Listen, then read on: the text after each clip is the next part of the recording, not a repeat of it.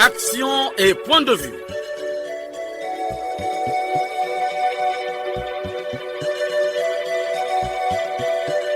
Action et point de vue. Réaction du peuple sur le développement.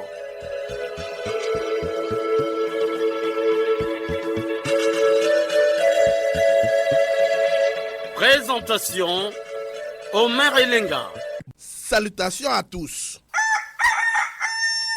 Le coq chante, l'heure a sonné. L'émission Action et point de vue, toujours fidèle à ses auditeurs, vous propose un thème qui suscite des réactions. Il s'agit de la protection de l'environnement. Est-elle une nécessité pour les Africains en général et pour les Congolais en particulier? C'est la question. À la technique, Loïs Mboul et Fred Obunga. À la réalisation, Arnaud Ipene. Dans une collaboration de Boniface Obambi, Boni le Poilu. Comme d'habitude, conception et présentation, Omer Elenga. Ne quittez pas vos positions d'écoute. Vous êtes bel et bien branchés sur la chaîne nationale Radio Congo, la nation dans vos oreilles.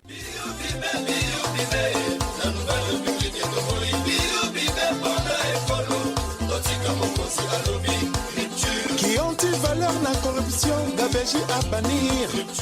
Une fois de plus, bonjour. L'appropriation du développement durable, c'est l'un des objectifs du programme de gouvernement du président de la Nouvelle République. Il s'agit pour Denis Sassou Nguesso principalement de restaurer et de préserver les écosystèmes, de gérer de façon durable les ressources naturelles, de lutter contre la désertification, d'enrayer le processus de dégradation des sols et de mettre fin à l'appauvrissement de la biodiversité. Il s'agit aussi de développer des outils de sensibilisation sur les risques liés à une mauvaise gestion de l'environnement, accessible à tous. Chers auditeurs, la préservation de l'environnement a toujours fait l'objet d'une préoccupation du président de la République, Denis Sassou Nguesso. Dans de nombreux discours, Denis Sassou Nguesso a toujours appelé les grandes puissances pollueurs à investir dans les projets liés à la protection de l'environnement. Je vous propose un extrait du discours de Denis Sassou Nguesso sur cette préoccupation. Élément d'archives. L'on ne devrait pas se méprendre sur le fait que la poursuite sous cette forme de l'exploitation du bois aurait conduit à la destruction de nos forêts. Comme si notre vision avait entrevu les menaces et les dangers induits par les changements climatiques, nous nous sommes orientés vers une gestion prudente et rationnelle de notre patrimoine forestier. Les coupes devenaient chirurgicales et le reboisement connaissait un réel succès en termes de renouvellement de nos forêts par le remplacement, nombre pour nombre, d'un arbre abattu par un plan mis en terre. Toute une armature institutionnelle a été mise en place en adéquation avec les objectifs de protection et de préservation de nos essences. Aujourd'hui, en plein cœur du bassin du Congo, nos forêts deviennent désormais une ressource, de moins en moins pour le bois qu'elles produisent, mais surtout pour l'oxygène qu'elles fournissent à l'humanité pour sa survie et le carbone qu'elles séquestrent. Le Parlement a voté la loi portant création du Centre national d'inventaire et d'aménagement des ressources forestières et fauniques, érigé actuellement en établissement public administratif. Le nouveau code forestier est désormais sur la rampe de lancement suite à la prise de 10 décrets d'application. Depuis le 1er janvier 2023, il est strictement interdit d'exporter des grumes afin de pousser un peu plus haut le curseur de la transformation du bois sur le territoire national et favoriser la création d'emplois des jeunes. Parmi Les initiatives d'envergure en cours de mise en œuvre figurent la promotion des projets de génération des crédits carbone, avec la réalisation préconisée des plantations forestières sur plus de 100 000 hectares dans le cadre de l'émergence du marché éponyme et aux fins de contribuer à la lutte contre les changements climatiques. À l'effet de matérialiser cette ambition, la Société nationale des pétroles du Congo vient d'établir un partenariat avec la Société Forêt Ressources Management en vue de réaliser un important projet d'afforestation dénommé Eco-Zamba sur une superficie de 50 000 hectares dans le département des Plateaux. Chers auditeurs, nous recevons dans cette production un spécialiste des questions environnementales. Il s'agit du docteur Pierre Oyo. Bonjour monsieur. Bonjour monsieur. Alors, je vous retrouve ici comme invité. Pouvez-vous vous présenter à notre micro? Oui, je suis docteur Pierre Oyo. Actuellement, je suis en position de retraite, mais j'ai travaillé dans le domaine de l'environnement en tant que j'étais respectivement chef de service de la conservation de la nature, directeur du droit et de l'éducation à l'environnement. Je suis aussi directeur national des projets FEM, des projets financés par le Fonds pour l'environnement mondial. Je suis aussi conseiller à l'environnement d'un ministre. Et point focal, changement climatique. Alors, monsieur, vous êtes un spécialiste en termes des questions d'environnement. Alors, dites-moi, la conservation de l'environnement. Alors, d'aucuns aussi disent que les pays africains sont en train de conserver, mais les pays pollueurs n'arrivent pas à investir dans ce sens-là. Vous, en tant que spécialiste, qu'est-ce que vous connaissez en termes de conservation de l'environnement? C'est un domaine qui est très vaste parce que nous embrassons, où l'environnement, c'est finalement tout ce qui est de la vie de l'homme. L'environnement, on parlerait de l'eau, on parlerait des forêts, on parlerait des questions de pollution, on parlerait des changements climatiques qui ne sont que le résultat de la pollution en fait, puisque les changements climatiques sont dus aux gaz à effet de serre, notamment le monoxyde de carbone que nous rejetons avec les automobiles qui émettent, les avions. Mais vous aussi, quand vous faites du feu chez vous, vous brûlez les ordures, vous émettez. Quand vous faites votre barbecue, l'un les suit, cette fumée qui part de votre barbecue, vous émettez aussi de la fumée dont vous polluez, dans une petite mesure certes, mais vous polluez. Donc en fait, ce sont des questions que chacun à son niveau pollue d'une manière ou d'une autre. Alors, nous les Africains ou encore les Congolais, quand ils polluent, c'est pas à une grande vitesse comme les grandes puissances qui polluent chaque jour. Oui, en fait, c'est vrai. Aujourd'hui, quand on parle notamment des changements climatiques, les pays africains notamment, nous ne polluons pas beaucoup, c'est vrai, mais tout le problème aujourd'hui, c'est que la pollution, elle n'a pas de frontières. Vous voyez que ce que nous vivons aujourd'hui en termes de changement climatique, par exemple, c'est pas la situation d'aujourd'hui. Dès lors qu'on a commencé à utiliser la houille, le charbon, avec les bateaux à vapeur. Si vous voyez les images très très anciennes, la pollution a commencé depuis cela. Et ce qui est très grave, c'est que quand on pollue comme ça, c'est vrai, là d'où partent ces émissions, mais ça va dans toute l'atmosphère.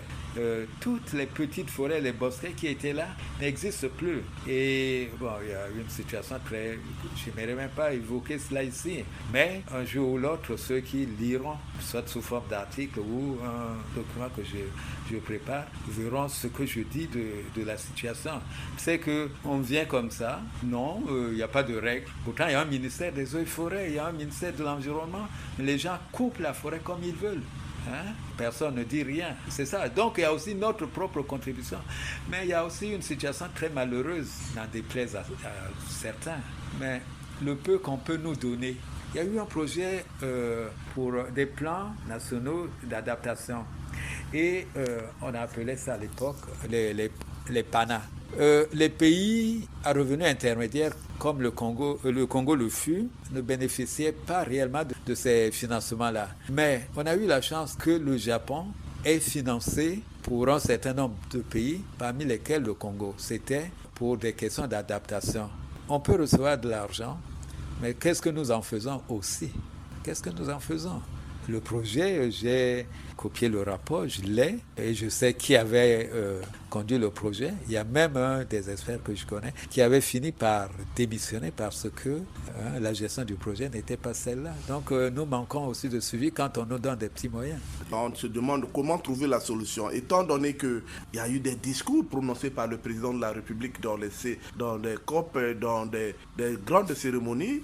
Mais le président de la République a toujours appelé à ce que ces grandes puissances puissent investir dans ce sens. La loi forestière qui donne le canevas de ce qui se passe. C'est sûr que quelque part, il y a au niveau international, il y a des structures qui sont sensibles à cela, mais franchement, à mon niveau, c'est pas évident que je puisse dire quelque chose là-dessus. Oui. Parce qu'on est sensible. Moi, c'est très malheureux de voir un éléphant venir tuer quelqu'un qui était dans son champ, puis qui surprend l'éléphant en train de brouter son manioc. Et voilà, l'éléphant se retourne et tue la personne. C'est compliqué, une situation comme ça. Malheureusement, ce sont des situations que nous vivons. La loi est là. Moi, je crois que c'est toujours des campagnes d'information, de sensibilisation que un département comme celui des eaux et forêts doit mener. L'environnement local, franchement, il y a beaucoup de choses à dire et qu'on devrait faire. Voilà un peu mon point de vue. Je suis malheureux de voir que l'environnement, c'est à chacun de faire, c'est vrai, à son niveau. Tel que je vous l'ai dit, je balaie devant chez moi. Bon, j'ai où jeter ces ordures-là. Je mets le feu, ou j'enfouis. Mais quand j'enfouis, mais dans certaines zones, quand ce que vous mettez sous terre, mais il y a des zones où les gens captent l'eau, la nappe phréatique, mais ça va là-bas. Il y a la pollution qui s'ensuit, des choses comme ça. Voilà, monsieur le journaliste, ce que je pouvais dire. Rappelez-moi votre nom. Docteur Pierre Oyo. Docteur Pierre Oyo, nous te remercions pour avoir participé à notre invitation. C'est moi qui vous remercie. Merci beaucoup. La protection de l'environnement est-elle une nécessité pour les Africains en général et pour les Congolais en particulier?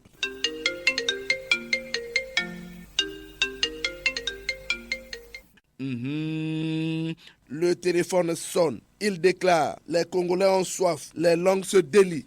Un auditeur est au bout du fil. Allô, bonjour. Bonjour, monsieur le journaliste. Je suis monsieur Lenga Tipo, je vous appelle de Poroyo. Et Lenga Tipo, aujourd'hui nous parlons de la protection de l'environnement. Est-ce que nous pouvons dire que l'Afrique doit obligatoirement respecter l'environnement, étant donné que les grandes puissances aussi ne viennent pas en aide pour financer cette protection? Monsieur le journaliste, merci. Je voudrais d'abord vous faire une mise au point ci-après. Le combat entre l'homme et la nature en vue de sa survie, qui est aussi vieux que le monde, qui s'explique ici par la déforestation, la destruction des espèces fauniques et halieutiques, aux conséquences désastreuses sur la vie de l'humanité, a déjà fait l'objet de plusieurs sommets de par le monde, avec un seul point d'accord: la protection de la nature, qui doit passer par la lutte anti-braconnage, anti-destruction de la faune et de la flore, et surtout de la pollution, en donnant à l'homme de nouvelles orientations, à savoir l'élevage, le commerce, bref, des moyens divers de substitution pour sa vie. Mais désolé, monsieur le journaliste, à Oyopore, nous sommes désolés de constater qu'après ces nombreuses assises sur les dangers que court l'humanité, aucune solution n'est apportée. Les pays pollueurs ne s'inquiètent de rien. Au Congo-Brazzaville,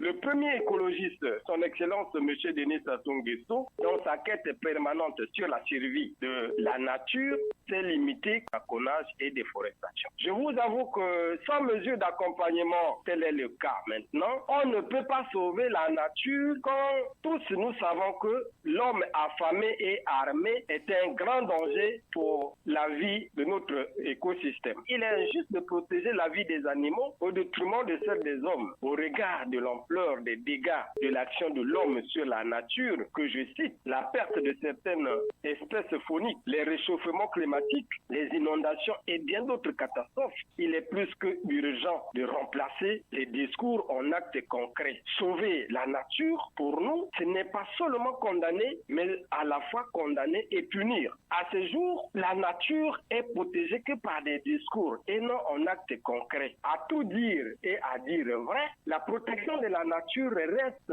et restera d'un intérêt vital, non seulement pour l'Afrique et le Congo, notre beau pays, mais aussi pour l'humanité tout entière. Et comme je l'ai dit, monsieur le journaliste, j'en ai terminé. Mes salutations fraternelles à toute la famille Action et Point de Vue. Merci et à dimanche prochain. Merci beaucoup.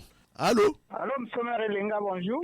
Bonjour, on vous appelle comment? Déclinez votre identité? Moi, c'est M. ABC, je vous appelle depuis Boutique Saint-Benoît. ABC Denis. Alors, aujourd'hui, nous parlons de la conservation de l'environnement. Est-ce que les Africains en général et les Congolais en particulier vont continuer à garder les forêts étant donné que les grandes puissances pollueurs ne veulent pas investir? M. Merelinga, c'est nous, les Africains, qui subissons la pollution de l'environnement, ce qui émane des pays industrialisés. Et notre espace est bien placé pour que la planète ne subisse pas les effets de la destruction de l'environnement. Nous dépendons de nos forêts et aujourd'hui, pour les préserver, avec la pollution, nous avons besoin que les pays industrialisés nous soutiennent dans cette garde-là. Et lorsque nous observons ce qui s'est passé à la dernière rencontre sur l'environnement, eh bien, ces pays industrialisés ne veulent pas contribuer réellement à cette conservation de l'environnement. Ils ne veulent pas investir, alors que c'est eux qui polluent et c'est nous qui subissons.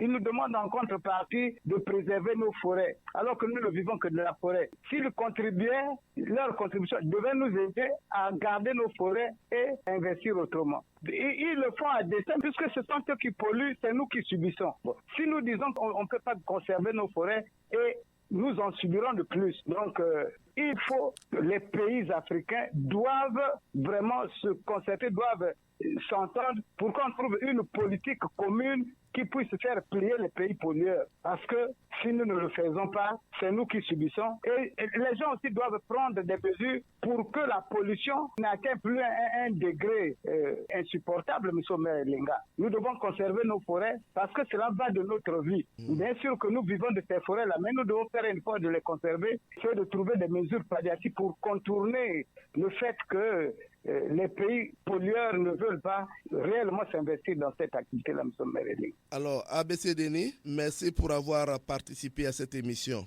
Merci beaucoup, M. Merelinga. Le téléphone sonne toujours. Allô? Bonjour, M. Merelinga. Bonjour, on vous appelle comment? Prononcez-vous? Je suis M. Nyabana Rollins depuis Makoti Poko. Nyabana Rollins, je suis à l'écoute. Monsieur Omer, cette question est très capitale pour notre vie et pour les générations futures. Vous savez, nous avions un chef d'État visionnaire, c'est depuis les années 80 qu'il avait déjà vu très loin pour cette question-là. Voilà pourquoi, en instituant la journée nationale de l'arbre, aujourd'hui une journée internationale de l'arbre, aujourd'hui notre pays s'implique résolument sur la protection de l'environnement. Mais à un certain niveau, je constate qu'il y a des faiblesses. Surtout quand on constate au niveau, on prend nos fleuves, nos rivières, il n'y a pas assez d'efforts à ce niveau-là. Vous constaterez qu'avec moi, au niveau, il y a une pratique de pêche qu'on appelle le ndouka pressé, qui décime tout. Or, normalement, le ministre de l'Agriculture et de la Pêche devait veiller sur ce point-là. Interdire cette pratique dans toute l'étendue de notre pays, parce que ça détruit tout. Mais, monsieur Omer, nous devons plus compter sur l'aide internationale. Parce qu'il faut nous-mêmes, nous devons travailler en interne. On ne peut pas toutefois crier que les pollueurs, comment nous donnent les moyens d'accompagner pour assister nos paysans qui vivent dans les zones, on peut dire à côté des parcs. C'est interdit de faire la chasse, l'agriculture pour protéger l'environnement. Mais il y a aussi un moyen, nous-mêmes dans l'ancien temps, nos paysans protégeaient aussi l'environnement. Il y avait des périodes de chasse, il y avait tout, ils respectaient au moins l'environnement. Prenez le cas il y avait des jours où dans l'ancien temps, il était interdit d'aller en forêt par exemple. C'était pour laisser libre les autres espèces de vivre en paix. C'est aussi ça. Mais s'il faut toutefois crier que les Européens viennent nous aider, donner les moyens pour compenser la pollution, oui, ils peuvent le faire. Mais s'ils ne donnent pas, nous-mêmes en interne, nous devons travailler au lieu de compter sur les Européens. Les Européens ont toujours été hostiles aux Africains. Ils nous ont pillés, ils nous ont colonisés. Il ne faut pas compter sur les Européens. Travailler en interne. Même on a les moyens de protéger notre environnement. On a la possibilité d'accompagner nos paysans. On a tous les moyens ici. Il ne faut pas compter avec l'extérieur, monsieur le maire. Nous-mêmes, nous devons s'organiser en menant une bonne politique de protection de l'environnement et d'accompagnement des populations environnantes. C'est ça. Parce que ceux qui vivent à côté des parcs, ils sont interdits d'aller exploiter ces zones-là. Il faut leur donner les moyens d'accompagnement. Mais nous-mêmes ici, on peut le faire. Il ne faut pas attendre les financements extérieurs. Il ne faut pas toujours compter avec l'extérieur, monsieur le maire. On a tous les moyens ici. Notre pays, c'est un pays béni avec les intellectuels, avec les ressources humaines bien formées. On a des ressources dans le sol et le sous-sol. Donc, monsieur le maire, on a tous les moyens. Il suffit qu'on s'organise, il suffit qu'on mette un peu la rigueur, et ça va marcher, monsieur le maire. Voilà un peu ma contribution. Merci beaucoup, Niabana Rollins. Bonne et longue vie à l'émission, monsieur le maire. Merci beaucoup. Allô? Allô, monsieur Omer Elenga, bonjour. Bonjour, on vous appelle comment? Vous nous appelez d'où? Je suis Guy Matondo, je vous appelle depuis Dolisie. Je vous écoute. Oui, effectivement, monsieur Omer Elenga, la protection de l'environnement est une nécessité pour l'Afrique et pour le Congo. Dans ce sens que l'Afrique est le continent où le monde entier compte pour espérer une meilleure vie future. Monsieur Omer Elenga, en observant la dégradation de l'Amazonie, le bassin du Congo deviendra un jour le premier poumon écologique du monde. L'Afrique a donc intérêt de protéger et de valoriser son environnement, précisément la forêt, car en parlant de la forêt, on voit l'arbre, une espèce vitale pour l'humanité. Même si les grandes puissances ne veulent pas donner de l'argent, les présidents africains doivent valoriser et protéger leur environnement. C'est dans cette perspective que je lance un vibrant hommage au premier écologiste congolais. J'ai cité son Excellence Denis Sassou Nguesso, du fait qu'il a donné un nouveau éclat à la journée nationale de l'arbre cette année, car nous avons vu la mobilisation avec laquelle les Congolais ont participé au planting d'arbres à travers le pays. Pour ça, le monde entier et même le ciel lui seront reconnaissants. J'exhorte les présidents africains de se joindre aux côtés du président Sassou afin de mutualiser leurs efforts. Même si les grandes puissances, les grands pollueurs d'ailleurs n'investissent pas, les présidents africains doivent faire le tout possible de protéger notre environnement. Je félicite aussi tous les compatriotes qui ont écouté l'appel du président de la République en plantant un arbre, car un proverbe indien dit, je cite, « Celui qui a planté un arbre n'a pas vécu inutilement ». Fin de citation. Telle est l'économie, M. Omer Elenga, de mon intervention. Guy Matondo, je vous dis merci pour avoir participé à cette émission. C'est à moi de vous remercier, M. Omer Elenga, et je salue tous les intervenants de la grande famille Action et Point de Vue. Merci. Merci beaucoup. Les Congolais ont toujours soif. Allô? Oui, bonjour, M. Omer Elenga. Bonjour. Présentez-vous. Vous nous appelez d'où? Je suis Celsius Simon-Pierre Nzengi Boussouko, au village Mimbi dans le district Lunyanga. Les Congolais sont aux aguets. Monsieur Omer, nous sommes propriétaires du Congo. Nous ne pouvons pas nous livrer au jeu des Occidentaux. Comme le président de la République a toujours demandé au peuple de continuer à faire le planting d'arbres, mais je pense que c'est même le salut. Nous ne pouvons pas suivre. Je sais que si nous pouvons continuer avec ce que veut le chef de l'État, un jour à l'autre, nous allons commander ce monde. Alors, certains citoyens congolais pensent que, comme les grands pollueurs ne veulent pas investir nous sommes obligés de couper notre bois parce qu'il n'y a pas de mesures d'accompagnement. Je sais que les Congolais sont en grand nombre à suivre cette émission, mais nous ne pouvons pas faire comme le blanc, c'est-à-dire s'auto-détruire. Si nous détruisons les animaux qui nous nourrissent là, pour nous accompagner, ils font des farces parce qu'ils savent que eux, ils gagnent. Mais un jour à l'autre, si nous pouvons conserver l'écosystème, nous allons diriger ce monde-là. Tout le monde, ils seront obligés d'investir parce qu'eux-mêmes, ils vont mourir comme des mouches. En tout cas, les Congolais doivent prendre conscience et nous devons conserver l'écosystème, nous devons conserver la nature telle que Dieu nous l'a donnée. Un jour à l'autre, même après nous, il y aura un bonheur pour le peuple congolais. Alors, le président de la République a toujours prononcé les discours qui vont dans le sens de la conservation de l'environnement. Est-ce qu'aujourd'hui, nous pouvons dire que son message est entendu par les étrangers et même les Africains eux-mêmes?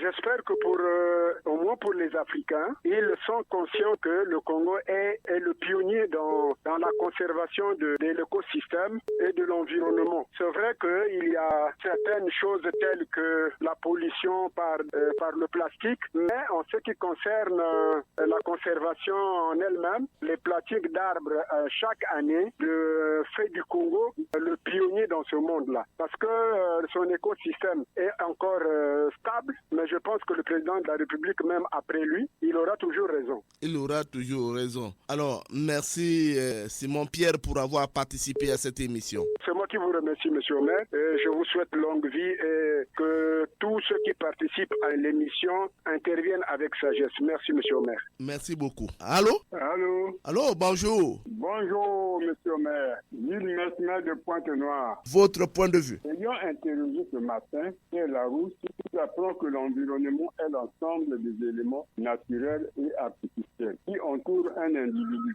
humain, animal ou végétal. C'est aussi, ajoute-t-il, l'ensemble des éléments objectifs et subjectifs qui constituent le cadre de la vie d'un individu. Malheureusement, Omer, le Congo est devenu un pays sans loi. Malgré la bonne vision du chef de l'État dans ce domaine, les forêts sont dévastées par les Congolais et les étrangers pour la fabrication du charbon, au but et aussi de tous. Les services des eaux et forêts sont impuissants ou corrompus. Comme au Congo, le droit de l'homme n'existe pas, ce sont les pauvres populations qui subissent dans les villages. Vous allez voir que les éléphants sont en train de ravager les champs et les villages. Mais les populations respectent ces espèces. Malheureusement, quand un paysan s'hasarde à tuer un éléphant, aussitôt ils l'ont emprisonné. Donc, ils n'ont pas de droit. Il n'y a que les animaux qui ont le droit. Quand il s'agit des Européens qui nous font des promesses, c'est comme si nous sommes leurs esclaves. Ils n'ont jamais pensé que les Africains sont aussi des personnes. Malgré la vision du chef de l'État, qui a fait que cette vision soit générale et mondialisée, les Blancs nous pensent qu'ils ne sont pas des gens à qui ils doivent rendre service. Ils nous abandonnent, ils nous laissent tout ça. Ils veulent nous coloniser. On ne sait jusqu'à quand. C'est malheureux ce qu'ils sont en train de faire. Tout comme nos gouvernants. Ils sont pareils. Pendant que les animaux dépassent les villages, les champs des paysans, nos gouvernants n'y pensent pas. Nos populations ne sont ni indemnisées en espèces, ni en nature. Combien de fois le blanc qui vient de loin là-bas, s'il les ridiculise? C'est la faute d'abord de nos dirigeants africains. Ils ne pensent pas à leur population. Alors, Jules Mesmer, je suis obligé de mettre fin de cette conversation puisque vous avez donné votre point de vue. Monsieur le maire, bonne santé à vous et à tous vos techniciens. Salutations très personnelles à tous ceux qui interviennent à cette belle émission. Merci beaucoup, monsieur le maire. Merci, Jules Mesmer. Le téléphone sonne toujours. Allô, bonjour. Bonjour, monsieur Omer Elenga. On vous appelle comment? Prononcez-vous? Lucien Boukenje, qui vous appelle depuis Ifondo.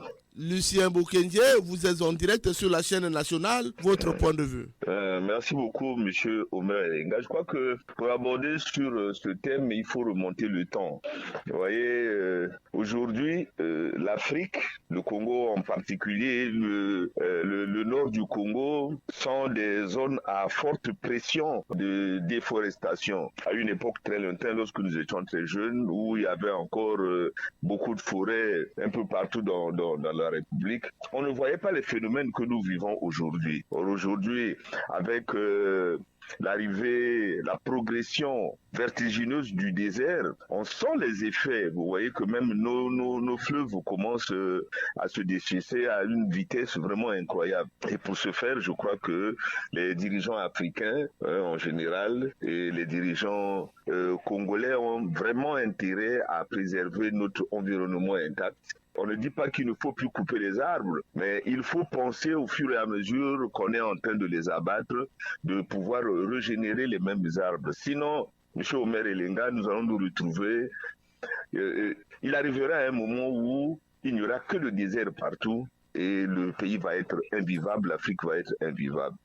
Quand dans les pays du Sahel, les gens se forcent à planter dans le désert pour faire que le désert devienne un peu, ne soit plus hostile comme il est aujourd'hui à la vie, je crois que nous qui avons des forêts, nous devons être jaloux de ces forêts et les préserver. D'où, M. Omer Elenga, je dis que la préservation de notre environnement devrait être une priorité des priorités pour les États africains. Devait être une priorité. Lucien Bokenge, est-ce que les discours du président de la République sont entendus par les grands pollueurs? Je crois qu'on n'a pas besoin que seulement d'entendre ou de respecter les discours du chef de l'État pour regarder ce que nous vivons nous-mêmes. Il y a des poissons qu'on ne voit plus sur le fleuve Congo. Est-ce que ça, pour respecter cet environnement naturel, on a besoin qu'un dirigeant vienne vous dire ne faites pas ça ou faites ceci?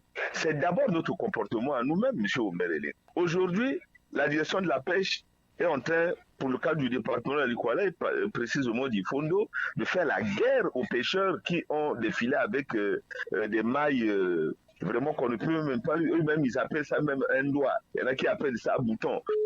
Donc tu ne peux même pas mettre un doigt comme ça qui va traverser tes mailles. Mais est-ce que toi-même qui es le pêcheur, tu ne peux pas te rendre compte que non, le feuilleté que je prends là, autant mieux le laisser vivre. Parce que ce feuilleté demain va faire qu'il y ait un poisson demain. On n'a pas besoin d'attendre des discours des hommes politiques.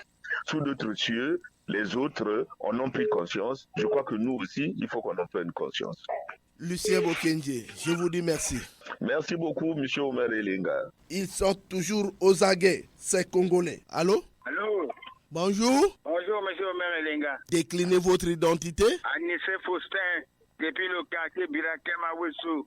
Anissé Faustin, aujourd'hui nous parlons de la protection de l'environnement. Ah, M. Omer Elenga, c'est vraiment compliqué.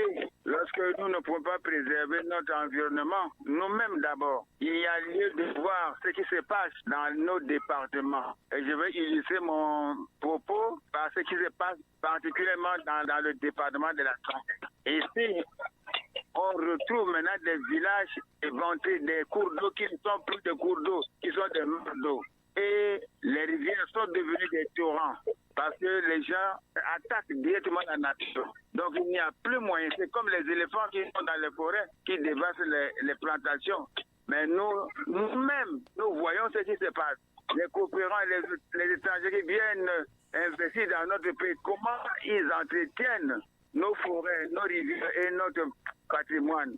La recherche des mines dans notre département est devenue vraiment criarde parce que le pays, les régions, les zones ne sont plus respectées. Et nous voyons ça, parce que c'est nous qui dirigeons notre pays. Alors, Anissé Faustin, vous nous appelez de Wesso. Nous vous disons merci de votre participation. Je vous remercie infiniment, M. Omer Elenga, pour votre émission. Qu'elle dure longtemps. Et bon courage. Merci beaucoup, Anissé Faustin. Un auditeur a soif. Allô? Allô? Oui, allô? Allô, bonjour. Bonjour, Omer. On vous appelle comment? Vous nous appelez d'où? Je suis Félix Oborongaporo à Brazzaville. Félix Oborongaporo, aujourd'hui nous parlons de la protection de l'environnement. Alors, vous avez une réaction? Oui, Omer Elenga, c'est juste. À l'instant, voici nos explications et quelques éléments de réponse sur le thème protection de l'environnement. Un thème très, très complexe. Omer Elenga, pour être en harmonie avec vous, la protection de l'environnement est une action visant à prévenir la réduction des polluants et les autres dégradations causées à l'environnement. Omer, Comment l'environnement peut être protégé quand nos amis en Europe, de par le monde, déposent sans crainte les déchets industriels dans les eaux des océans qui contribuent énormément à la pollution des eaux. Comment peut-on contribuer à la protection de l'environnement quand les populations jettent volontairement les tas d'immondices dans les rivières et les fleuves? À perte de vue, la pollution est visible. L'environnement n'est pas protégé. Omer, pour un environnement sain, il faut éviter l'abattage jugé abusif de nos forêts contenant des tourbières et d'autres espèces protégées. Sur les questions de la protection de l'environnement au mer, notre pays, le Congo, est vivement concerné au sommet de l'État. À cet effet, les appels se multiplient afin de faire éviter la dégradation de nos forêts et nos espaces environnementaux. Les pollutions incessantes ne sont pas de nature à protéger l'environnement au mer et Linga. Au mer, pourquoi le monde se divise sur les questions environnementales? À notre avis, les pays pollueurs devraient être au premier plan à prendre la mesure du poids sur les questions liées à la protection de l'environnement. Omer, pour bien dire, quand les catastrophes se produisent sur la planète Terre, il n'y a pas le choix des continents Omer et Linga. Les dégâts sont toujours énormes. Constater ça et là, dû à la négligence des hommes, à protéger son environnement, dû à la négligence des hommes. Omer, protéger son environnement, c'est se protéger soi-même pour aujourd'hui et demain. Éviter les jets des déchets industriels dans nos océans, l'abattage des forêts contenant les tourbières, la pollution de nos rivières et fleuves, accompagnant les efforts liés à la protection de l'environnement partout dans le monde afin d'éviter les dérèglements climatiques pour toute l'humanité au mer et Linga. Félix Oborongaporo, c'est de lui qu'il s'agit. Je vous dis merci pour avoir participé à cette émission. Au mer et Linga, vous êtes très intelligent pour le choix de thème. On va être très bientôt. Merci beaucoup. Terminons ces appels avec cet auditeur qui a soif. Allô? Bonjour, monsieur Merelinga. Bonjour, on vous appelle comment? Déclinez votre identité. Je m'appelle monsieur Koumou Chansi depuis Ouesso. Koumou Chansi, aujourd'hui nous parlons de la protection de l'environnement. Les grands pays pollueurs ne veulent pas investir dans ce sens. Pendant que nous gardons les éléphants qui ravagent nos champs, pendant que nous ne coupons pas notre bois, il faut conserver l'environnement. Monsieur Omer Elenga, merci pour la question. Oui, effectivement, nous, au niveau du Congo, nous devons conserver notre environnement parce que c'est le poumon du monde, c'est le poumon au niveau de l'Afrique aussi. Donc, nous devons bien conserver ça, mais sauf que les financements n'arrivent pas à bon issue pour que nous continuions à bien préserver ça. Parce que quand les groupes pollueurs agissent pour que nous puissions bien conserver, mais les résultats ne sont pas ça sur le terrain. Les résultats ne sont pas sur le terrain. Alors, est-ce que nous pouvons dire que les discours du président de la République sont entendus par la communauté internationale, surtout avec les grands pollueurs? Oui, le message du président de la République est bien écouté, mais c'est l'applicabilité de ça. Ils ont des textes qu'ils ont pris, c'est l'applicabilité qui n'arrive pas à bon terme. Voilà pourquoi nous sommes en train de vivre ce que nous vivons maintenant. Parce que nous sommes en train de bien conserver la nature, mais sauf que les grands pollueurs ne font pas. C'est eux qui nous devons nous accompagner pour bien conserver ça. Ils ne nous accompagnent pas et voilà, il y a eu la déforestation par-ci par-là au niveau du pays. Ils peuvent financer ça directement dans les banques et la population environnement qui est dans les forêts bien arriver à bien recevoir ce qui est à eux pour bien conserver l'environnement. Comme il n'y a pas le moyen d'accompagnement, la population va faire face aux éléphants parce que ce sont ces éléphants-là qui ont en train de détruire les champs des gens. Le pauvre paysan en train de faire son agriculture, ce sont les éléphants qui viennent détruire, manger les bananes, les tubercules et tout. Qu'est-ce qu'ils vont faire face à ce genre de fleuris? Si ce n'est pas de les battre pour qu'eux aussi puissent avoir quelque chose. Parce que quand les éléphants détruisent, c'est la population qui souffre. Mais comment ils vont faire? Comment ils vont vivre? Parce qu'eux, ils vivent seulement de l'agriculture. C'est un problème que le gouvernement, pratiquement le Sénat et l'Assemblée doivent descendre sur le terrain pour voir la réalité. En fait, et chercher les voies et moyens pour arrêter ça. Comment je aussi? Monsieur Omer Elenga. Je vous dis merci. Merci vraiment, monsieur Omer Elenga, et bonne chance et une longue vie à notre émission Actuel Point de Vie. Merci beaucoup. Ouf! Toko funda bino lelo. Epa ya papa.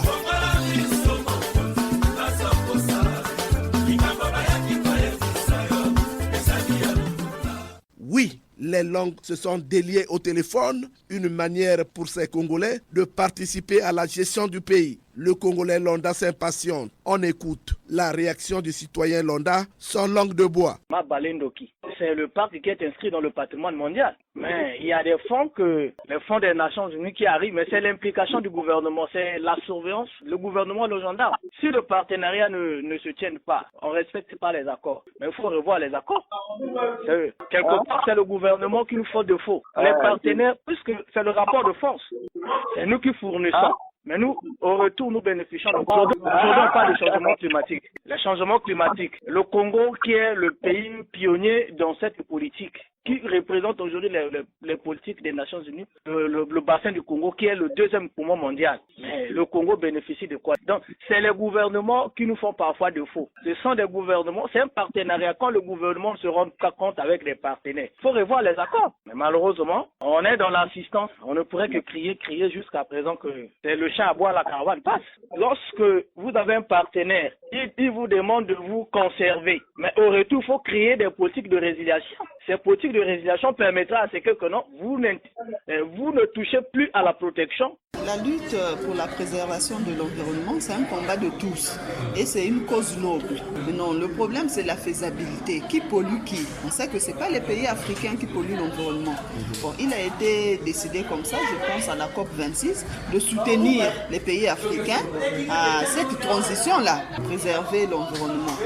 D'où l'importance du Fonds bleu, bassin du Congo. Mais aujourd'hui, les projets, est-ce que nous avons nous-mêmes, les pays africains qui demandent ce financement-là, nous avons des projets où ce sont des projets que ces mêmes pays qui vont nous donner de l'argent, vont nous obliger des projets. Et la technologie, est-ce que nous avons cette technologie-là pour faire maintenant les métiers bio, les métiers verts aujourd'hui? Est-ce qu'on a cette technologie-là? Bon, à qui ça va profiter? Aux pays africains ou à ceux qui donnent de l'argent? Parce que si ces sociétés viennent, ce sont des sociétés étrangères qui viennent préserver. Bon, même si c'est la main-d'œuvre, par exemple, je prends le cas du Congo, c'est la main-d'œuvre congolaise. Mais le capital est là. Donc moi, je pense que c'est vrai qu'on puisse demander de l'argent, mais quand on va continuer à demander, celui qui donne ne donne pas facilement comme ça. Il calcule avant de donner. Il sait qu'en donnant, je dois être maître du jeu, maître de mon argent. Mais ce combat-là, maintenant, de la lutte contre l'environnement, ça devient comme un slogan qu'on commence à inculquer aux pays africains. Pendant qu'eux, ils sont en train de s'industrialiser. D'autres sont déjà à un niveau où ils ne parlent plus développement, ils ne parlent plus industrialisation. Ils parlent maintenant sauvegarde de leur révolution. Mais nous ne sommes même pas arrivés là. Et on nous détourne vers l'attention maintenant, vers les énergies vertes. Alors que pendant ce temps, nous, on n'est même pas arrivés à leur cheville.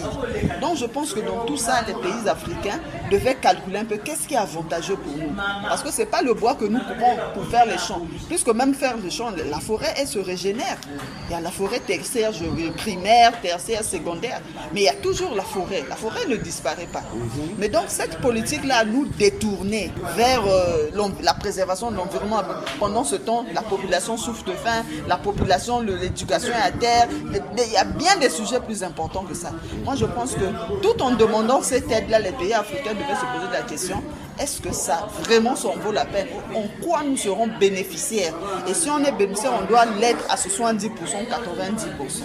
La fiche directe est ainsi dévoilée, disant tout simplement que la protection de l'environnement est une nécessité pour tous. Les grandes puissances, grands pays pollueurs sont ici interpellés pour investir dans le financement des projets liés à la protection de l'environnement. Demander l'aide des pays pollueurs, c'est bien, mais bien gérer ces ressources financières, c'est encore mieux, car les pays donateurs sont très regardants. C'est la fin de cette production. Était à la technique Loïs Mbou et Fred Obunga. Arnaud Ipene a réalisé cette production dans une collaboration de Boniface Obambi, Boni le Poilu, Omer Elenga, c'est moi. Réagissez en appelant au numéro 06 663 15 41 ou au numéro 05 521 91 97. Suivez-nous sur YouTube en mentionnant Action et Point de vue. Prochaine production, appréciation du discours du chef de l'État sur l'état de la nation. Bon dimanche à tous, au revoir et à dimanche prochain, toujours avec le même plaisir.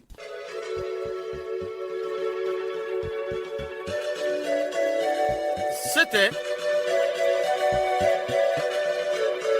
Action et point de vue, Omer Elenga.